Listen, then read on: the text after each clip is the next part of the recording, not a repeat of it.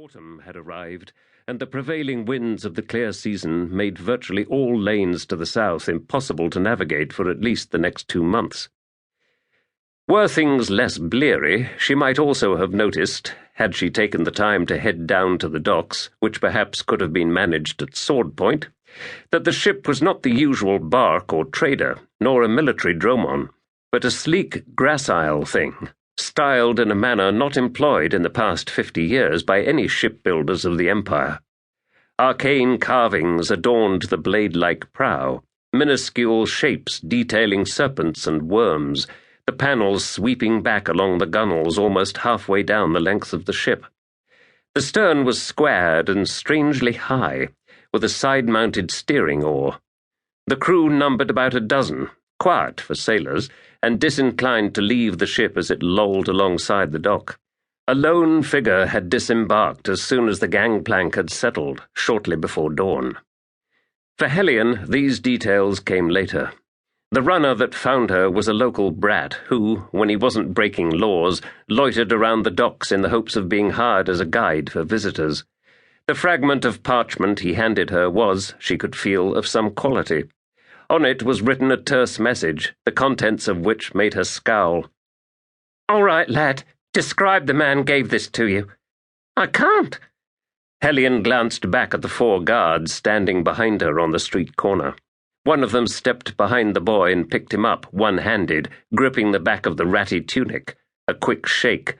"Loosed your memory some?" Hellion asked. "I hope so, because I ain't paying coin." "I can't remember. I looked right into his face, Sergeant. Only, I can't remember what it looked like." She studied the boy for a moment, then grunted and turned away. The guard set the lad down, but did not release his grip. "Let him go, Herb." The lad scampered away. With a vague gesture for her guards to follow, she set off. The Septark district was the city's most peaceful area. Not through any particular diligence on Hellion's part, however. There were few commercial buildings, and those residences that existed served to house acolytes and support staff of the dozen temples commanding the district's main avenue. Thieves who wanted to stay alive did not steal from temples. She led her squad onto the avenue, noting once again how decrepit many of the temples had become.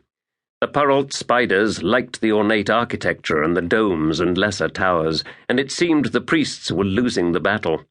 Chitinous rubbish crackled and crunched underfoot as they walked. Years ago, the first night of Istral Fenidan, just past, would have been marked with an island-wide fete, filled with sacrifices and propitiations to Kartul's patron goddess Drek, the worm of autumn, and the archpriest of the Grand Temple, the Demi-Drek, would lead a procession through the city on a carpet of fecund rubbish, his bared feet sweeping through maggot and worm-ridden refuse. Children would chase lame dogs down the alleys, and those they cornered they would stone to death whilst shrieking their goddess's name. Convicted criminals sentenced to execution would have their skins publicly flailed, their long bones broken. Then the hapless victims would be flung into pits aswarm with carrion beetles and red fireworms that would devour them over the course of 4 or 5 days. All of this was before the Malazan conquest, of course. The Emperor's principal target had been the cult of Drek.